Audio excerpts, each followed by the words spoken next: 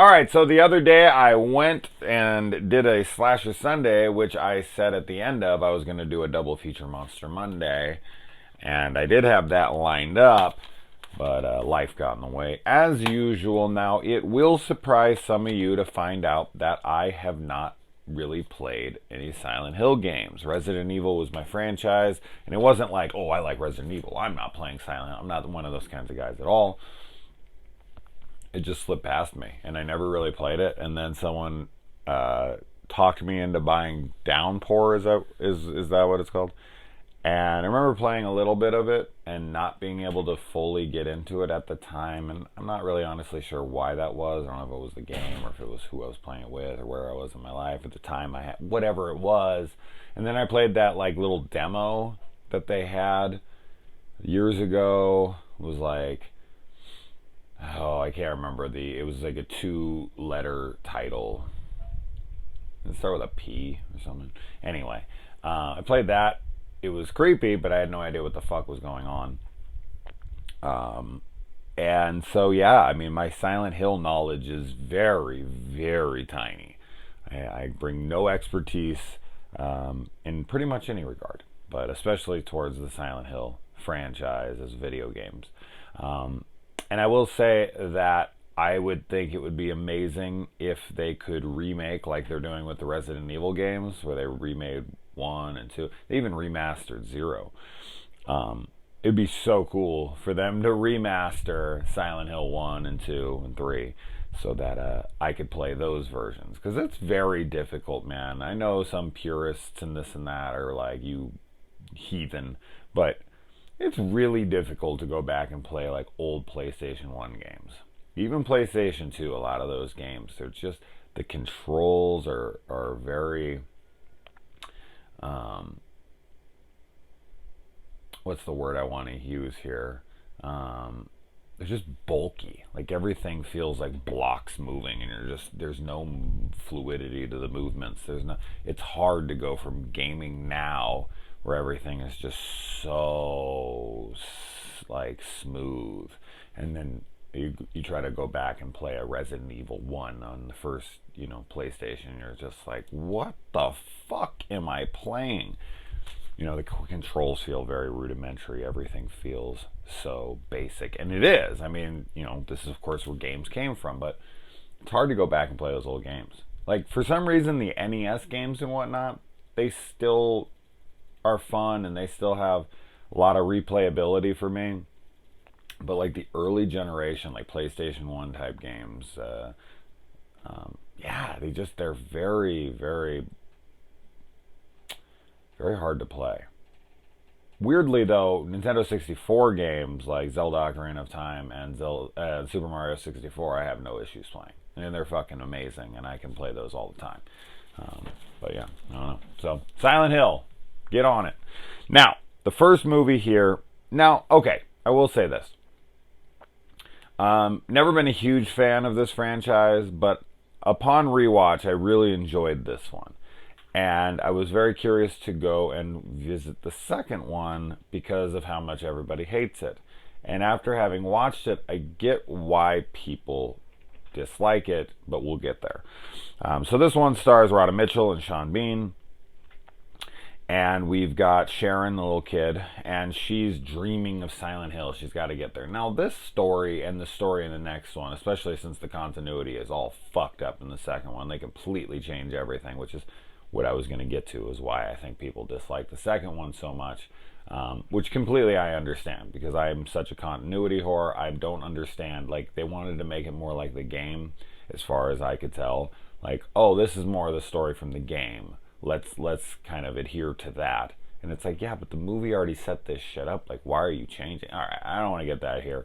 So we'll stick with the first film for now. But yeah, in this one, I wasn't. I don't want to say I'm not a fan of it. I was just kind of like, oh, that was whatever. That was kind of cool. And I just never went back and revisited it. And I know some people are big fans, and I was like, all right, one day I'm going to go back and I'm going to watch these back to back. And here we are. And as I said, I did enjoy myself way more this time than I ever did before. The interesting aspect of this film for me is the CGI. This film is littered with it, and people seem to still be on board with that. And I like how I've seen in the comments a lot, like especially in YouTube, where all the best comments are made. That CGI, and I've seen videos trying to argue this all the time, that CGI has gotten worse. Like it peaked in 2007 or 8 or something, and that it's gotten worse from there. Like in certain movies is what they're saying. It seems when they're arguing period. Like 8 was like the best CG we've ever seen, 2007, 2008, and we've never seen better than it since. Are people seriously trying to argue that? They haven't watched any of these like Avengers movies or anything? Really? That's fucking absurd. That is absurd. It's stupid. It's stupidity. It's stupid. I was going to say it's stupid, and then I was going to say it was, that's pure stupidity. Wow. Combine those words. Ironic. But yeah, I see this a lot. I see this argument a lot. CG's better. You really think the CGI in this movie is better than some of the stuff in the later, like, MCU films? You really think that? You have lost your fucking mind. You've lost your fucking mind. Ridiculous. Anyway, but maybe in horror, maybe some in horror, but I don't know. I mean, I've seen some pretty fucking rad CG in horror, even though I'm not a real big fan of it being in there. There are instances where I'm like, oh wow, that was pretty damn cool looking. Because yeah, I mean, even if you go to the second one in here, maybe that's where the turn went, and that's where like, oh, that's where the shitty CGI is. I don't dislike the CGI in this, and I think there's enough practical that it kind of blends decently enough with the CG.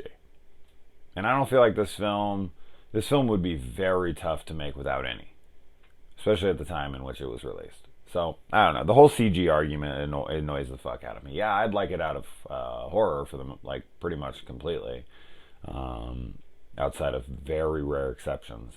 But like in big budget action blockbusters, fucking bring it on. Like I love it. Like you're not gonna have these fantasy scenarios that you have in these Avengers movies and Star Wars movies and shit without it. You're just not gonna have it. So anyone thinks that like CG is pure the devil, they're fucking they don't seem to care for the movies that I'm referring to. Maybe is what it is, because any sci-fi fan is rarely going to be like CG's garbage.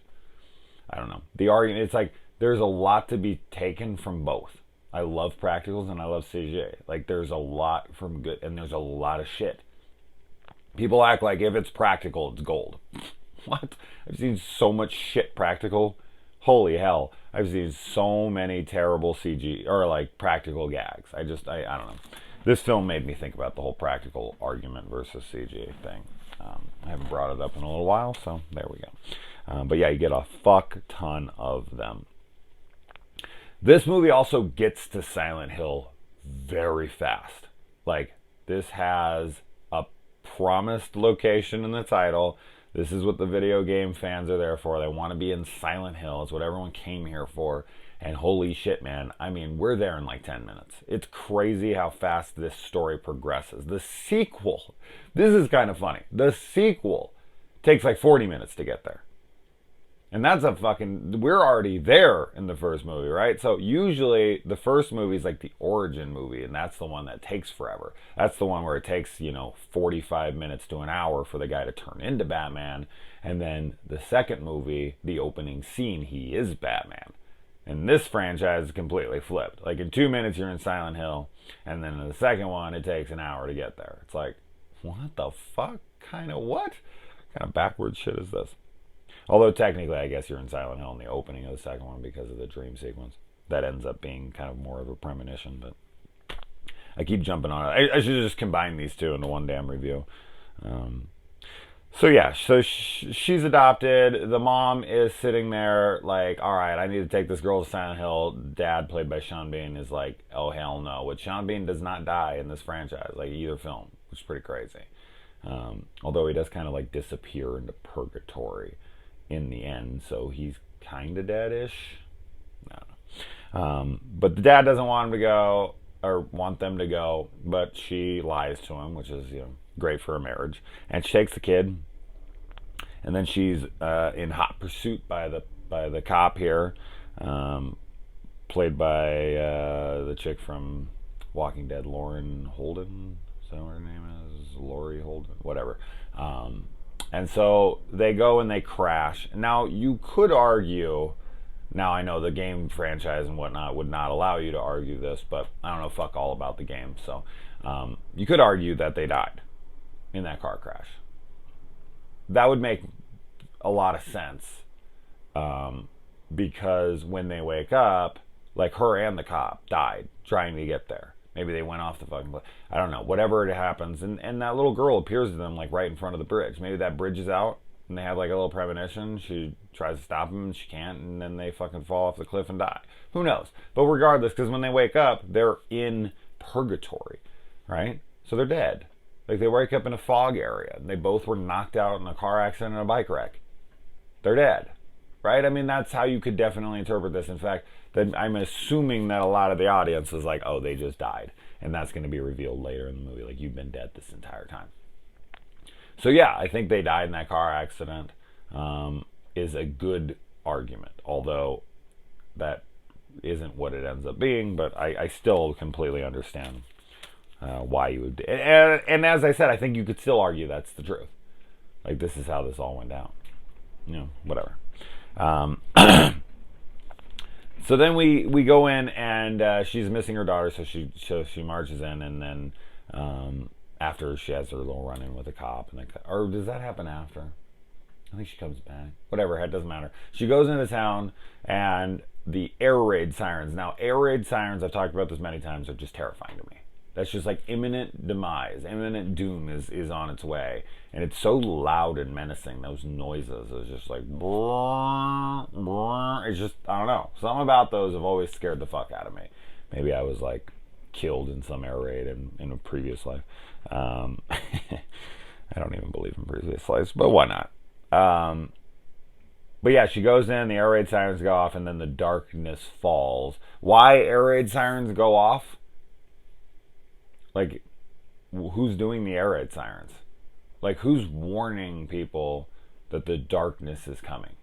Is that like the order? Is that what they do? Like, we never see somebody like working the air raid sirens, unless I fucking missed the scene, which I don't think so. I was just thinking about that, like when the sirens go off, I'm just like, that's cool and creepy, and it's cool that you have that kind of transitional cue. But who's doing it? Or what is doing it? Why is it doing it? Why is anything letting you know the darkness is coming? Interesting. I don't know. But it is cool, and then it switches to like this hell type place. So you're in purgatory, and then it kind of switches over to hell.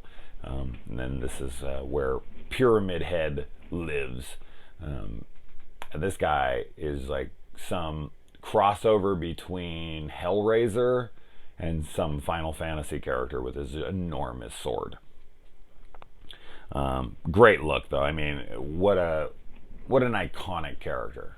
This film might not have the following that some other franchises do, but there are some films, some franchises that just have these extremely memorable characters, even if they don't have a ginormous following. It's kind of like, oh, that's Pyramid Head from the Silent Hill games or movies, whichever. Because I want to say he looks almost identical in the games, right? He's in the games, right? He has to be in the games. He just fucking has to be. Just like the dark nurses and whatnot. Love those fucking dark nurses. Those things are just disturbing and scary and creepy and feel like something straight out of like a Japanese horror film. Which technically, or typically, should I say, not really into J-horror, but regardless, I do really like them here in this movie. Feels like a game. That's another thing. Like, I feel like this franchise, these two films, and this might sound like a diss to their quality, and it's not what I'm trying to imply, but it very much feels like video game cutscenes in a lot of the movie, which isn't a bad thing because it's kind of what they're trying to emulate, but it does feel that way a bit. I feel like a lot of the stuff I'm saying here, I want to say in the second review, so you're just going to have to... I'm not going to fucking repeat myself, so the second review might only be like 5 minutes long. I say that, and then it'll be half an hour. You got the bridge. Oh, the musical score. I didn't even get to that. Musical score is great, man. It kind of reminds me of something like Candyman. Really like that, like hauntingly beautiful music. I love this. I love the score here. Is that similar to the game? I really want to play these games now. I hope they do remake them. That'd be great. But you got the bridge out, very Evil Dead of it, and then the cop kills this or shoots at this thing, and acid blood kind of comes on her like an alien. That seems unfair, but it seems to be the only one with acid blood that I can tell. I don't know. And then okay, so in this one, they burn this little girl because they think she's a witch. In the second one, they're trying to cleanse her because she's going to be a vessel for their god. So it's completely changed. And then in the second one, Sharon has melded with her evil side, and they're now one. And that's why when they leave, she's like takes her mom with her, and they're still in Silent Hill at the end of this one. She's merged. But in the second one, the whole point of the movie is to get them to merge, and it's like they already did that in the first movie. So it's like a sort of sequel, sort of remake. Really fucking annoying. Like that's I actually really like the second one, except for the story. Like the story was pissing me off. I'm like, no, that why do this? Why bring back the same people? Why bring back Sean Bean? Why have Radha Mitchell like reprise her character for a minute? Why have the same talent? Like, why do this? Like, yeah, you want to make it more like the game. All right, I gotta save this for the next one. Honestly, though, I should seriously just combine these two. I don't know why I don't. Just right here, throw an audible. Fuck it. I'm just gonna do it. So yeah, in the second one, they completely switch things around, and they just completely fucking change so much of what happened in this movie, and I just don't understand. Like, why? Why would they do that? Because the director wanted to. Because I kind of looked up this stuff, just curious, and I guess the second one just follows the third game a lot more. And even the main character, they made her look very very, very similar. I looked at like pictures and I was like, oh wow, they do look really close, really, really close. I don't understand that though. Like, it just feels lazy to me.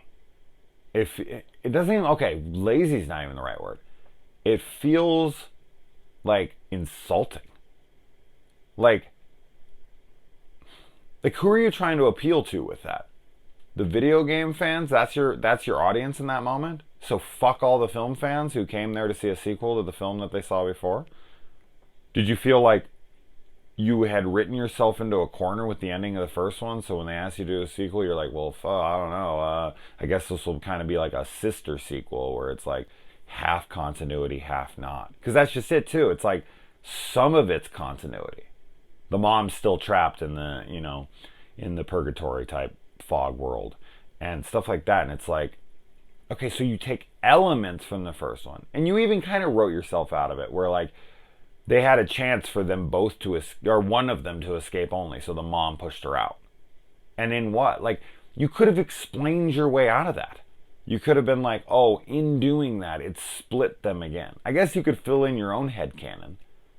Maybe they would explain it in a third film after the fans were like, what the fuck? And they could have been like, well, this is how this is. Now, there's some things in there, though, that I feel like are unfixable because they just don't make any sense.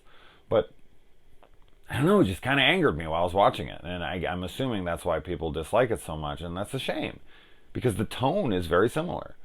There's a lot of great atmospheric visual stuff in there, just like in this movie. And I think that's what this film and the second film does very well, and I think that's what is best thing about this movie franchise is the aesthetics. It's all about the atmosphere, the creepy tone, the aesthetics of the town, of the creatures, of all that stuff. And all of that stuff is nailed in both movie 1 and 2. Like, I don't know, maybe people are like, oh no, the second one's pure shit, there's nothing good about it, it's nothing like the first film aesthetically and this and that. I completely disagree. I just watched them back to back. Visually, they look almost identical. Yeah, like, there's some CG that's a little whatever, but I don't know, like, that's same in the first one, so I don't understand. People go, oh, it looks so much better in the first one. I don't think people are arguing this, but you never know with people. Who the fuck knows? It all looks damn same to me. So, aesthetically, they nailed it. But from a story perspective, now,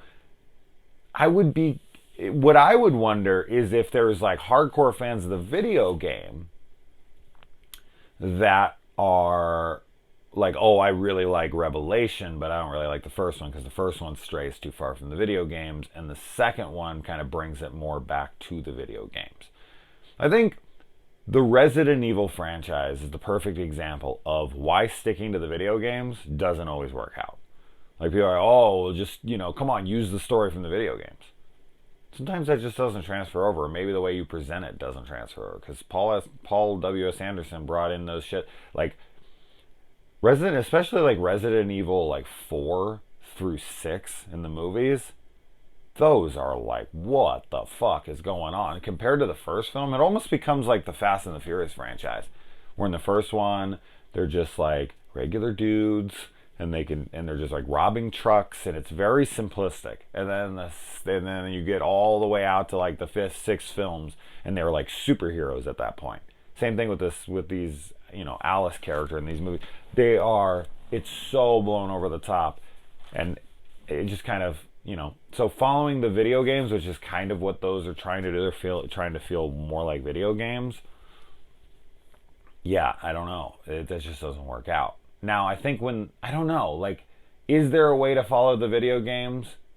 I don't know. Because I can tell you this, the 7th Resident Evil game, Biohazard, I didn't play all of it, but I played a decent amount of it. Kind of goes more back to the roots of the franchise, where it's like stuck in a house and this and that. It's like a slasher. It's like a slasher game. It's wild. It's fucking amazing. It's amazing. And it's way better, for me, than like 5 and 6, where things got much more grandiose. Like, I liked the more like contained, scary, and I'm looking forward to Village as well. I just saw the trailer to the 8th game and was like, whoa, that's a Resident Evil game? It doesn't look like a Resident Evil game. It looks like fucking a video game adaptation of The Village or something. What the hell am I watching? That's pretty cool. And then, yeah, I kind of like the whole like dimensions lying on top of each other, parallel universes or whatever, where like Sean Bean's character is standing in a location, and then Radha Mitchell's character is standing in the exact same location, and some things can kind of cross over. He says he can smell her perfume, and other things can't cross over. So he like can't see that she's standing right there. Of course, this happens at the end of the movie where, he's in the living room, she's in the living room, and they can't see each other. Although she does seem to be able to talk to him in the mirror for some reason in the second movie, but that's the second movie. Who the fuck knows what's happening in those? Now, the cop staying behind part really annoyed me. So the cop, like, they have the elevator door blocked off, which had enough room for her to slip through, from what I could tell. And she just grabs it like, I'll hold him off. And she looks back, she's like, find her, and she pulls it over, and it closes, and they go down. Or she goes down. Why? Why not just get in the elevator with her and then pull out and you guys go look for her together? Like, why stay behind and get yourself killed, which is exactly what ends up happening. Like, this whole heroicism in movies of like, go, I'll hold him back. I hate that shit. 9 times out of 10, it's for no reason. 9 times out of 10, they just end up catching up with him in like 5 minutes anyways. So like, these guys sacrifice their lives for nothing. And in this instance, it actually makes less sense. And not even in this instance, in most instances, it makes more sense to have more people to fight. So no, continue to run. I've seen instances where people stay behind and they actually do buy them a lot of time, and it actually does end up saving them. For sure, it does happen. But so many times it doesn't. This is a prime example. Just get in the elevator with her and you guys go look for the daughter together. Like, she's going to have... Like, have you seen the world around you? She needs help. She's not just exploring some dark part of the city or something. She's, like, literally in fucking hell. So, it'd be better if you were there. And she pays the ultimate price when she's roasted alive. And that's a brutal sequence. Like, her skin's starting to kind of peel and flay, and then just like her whole body catches fire, and she's screaming in agony. That is one of the most realistic burning sequences I've ever watched. Her skin is just melting as she's like trying to hold back, trying to be so tough. I'd be screaming in agony the whole time. Fuck that, man. It's not the time to be tough. You're allowed to scream, like a pussy when you're being burned alive. I don't think anybody's gonna be like, what a wimp. Like, I get it, she's trying to like stay strong. Fuck you guys, you're not getting the best of me. And it's like, you're on fire. You're being roasted alive. It's okay. You can break the tough girl act. Or maybe the agony is so strong, she's like in where like you're so scared you can't even scream. Maybe there's pain like that where it's so intense you literally can't even fucking breathe or move. And oh man, of course the famous sequences from this is when Pyramid grabs that girl and tears her skin, like turns it sideways and rips it from her body. It's the best thing in this entire franchise of films. It's just amazing. And yeah, this franchise definitely takes some it's definitely an homage to Hellraiser in a lot of sequences. There's no doubt about that to me. And then, yeah, there's some other stuff. Like, a lot of the characters, and I think that's another thing with this franchise, there's a lot of characters that don't really do anything. Like, Sean Bean's character in this first one doesn't really do anything. Kit Harington's character in the second one doesn't really do anything. Like, it's kind of just up to the main character, and then everyone else is just kind of throwaway. Like, they don't really serve a big purpose. I found that to be interesting in this film. Like, in the second one, they got the private detective who's looking for her, for everything. Kind of like Kit. He's kind of pointless. Like, he just kind of gets his fingers cut off and then killed, and that's that. Like, it's very, very, very boring. And I think it's even killed by the people who sent him there. Because, yeah, it's the chick. She ends up revealing that she's the saw head chick. I don't know. Which is a really cool looking character as well. Good stuff. Looks like something out of the Doom games or something. Or out of the Hellraiser. Hellraiser as well. Hellraiser for sure. Looks like the CD thrower from Hellraiser 3, Hell on Earth. And then... when they summon, what the fuck is her name? I keep going over it because, I can't believe I can't think of her damn name. I heard it like 600 times in the film. Names just don't stick for me. Anybody else have that issue? When I meet people, I'm just like 2 seconds later, I completely forgot their name. For some reason, names never stick with me. So the main bad of the film, who ends up splitting her personalities into these two little girls, and one can leave and one stays behind. One's paired with evil and one's all good, even though she still has visions of her evil self and has to return to Silent Hill for some reason, even though she's able to leave. Who knows?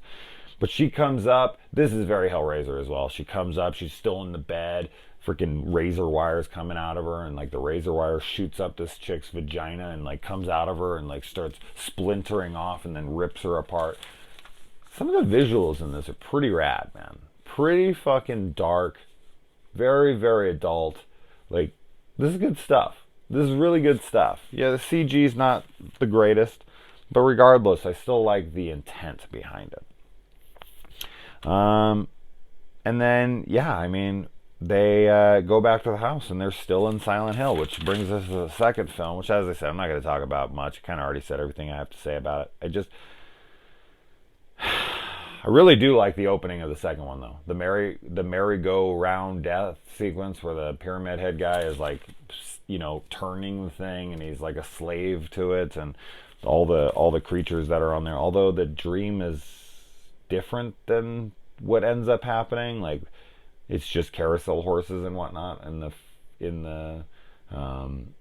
in the reality version, and then the dream sequences, they're like creatures and whatnot. The dark nurses in this one, because in the first one, they all start slicing each other's throats, which is a great sequence. But in this one, I think they're used even more effectively.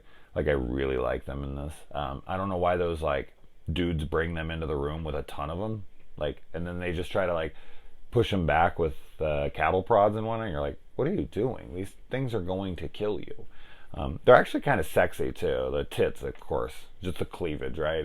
That's why they kind of, or maybe I'm just fucking crazy. No one thinks they're sexy, but they kind of got some sex appeal to them outside of being absolutely terrifying. Yeah, I don't know. Just this whole like changing of everything is really the biggest downfall of the film. Because I think what this franchise is about, the aesthetics, the creepiness, all that stuff, I think this film and the first film are really, really good at. And then I think the story is just extremely muddled and convoluted. Because it's just kind of like, at the end of it, you're sitting there like, wait, what the fuck happened? Who's what? This little girl split, and her souls, and then she merged, and then in the second one there's some like medallion, and it needs two halves, and then Malcolm McDowell's character has it like inside of himself, and he like shoves it inside of himself, and it merges it, and then it turns him into a monster, and then she just easily like grabs into the opening and grabs it out of him, and he turns to dust, and then she has the thing, so she brings it in, and she becomes this. And then in the first movie, Radha Mitchell's character blends with the evil chick, and then she's able to enter the temple where she normally wouldn't unless she has the vessel of Radha, and then she leans over and they cut her open, and then the evil that's inside of her pours out on this symbol that protects her from being in there, which opens up the hell-like world in their purgatory where they escape to. It's just very like, you have to like really, really pay attention. And even then, you're still super confused, which isn't a bad thing. It isn't a bad thing. It's just you're asking a lot from your audience, and especially ones that haven't played the video games. They're going to be like, what? And especially, this is, I guess, where I'm pissed off. You're going to make this extremely hard to follow first film. And then let's say your audience does follow it, and they're like, all right, like, I got it. Like, I get the I get the parallel universes. I get the merging of these souls, and I get like why one's in purgatory and one's not, and why mom is God in the eyes of the kid, and she brings her home with her to finally have a mom. And like, if you can get all of that stuff, cool, awesome, except for fuck you in the sequel. Like, so you're going to go into the sequel being like, all right, I got all this figured out. And then things will be thrown at you, and it'll feel like a sequel. It'll have Sean Bean, it'll have Radha Mitchell, it'll have all these characters.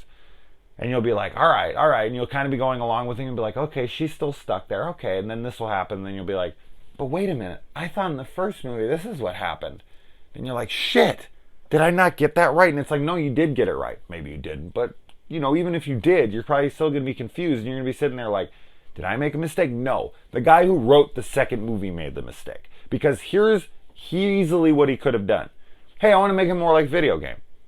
Like, I want to stick it a little bit more to the video game. The first one didn't do it as much, so here's one. So, take the first one into consideration completely, and then rewrite how to bring it to... You can't just ignore that this happened, and then just throw in some elements of it. Take it and go, okay, so they did this here. I'll explain why this now is this. It could have... There's so many things in this that are different that it's like... And then we're almost there.